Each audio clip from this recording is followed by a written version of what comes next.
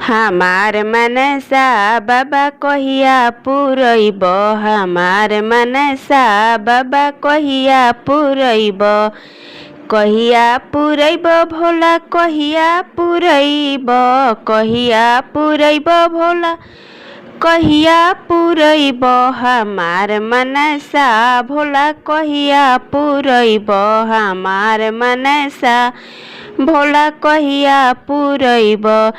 जब हमर भोले बाबा मनसा पुराइब, जब हमर भोले बाबा मनसा पुराइब, तोहार चरण गंगा जल से धुलैबो, तोहार चरण गंगा जल से धुलैबो, हमार मनसा भोला कहिया पुरैब, हमार मनसा भोला कहिया पुरैब।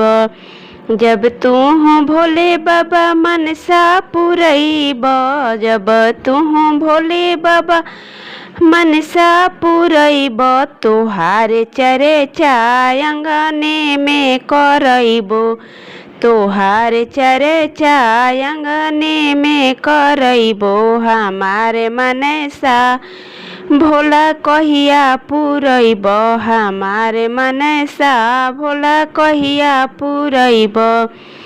जब तू भोले बाबा मनसा पुरैब, जब तू भोले बाबा मनसा पुरैब, तोहार भजन दिन राति गवैबो, तोहार भजन दिन राति गवैबो, हमार मनसा भोला कहिया पुरैब, हमार मनसा भोला कहिया पुरैब।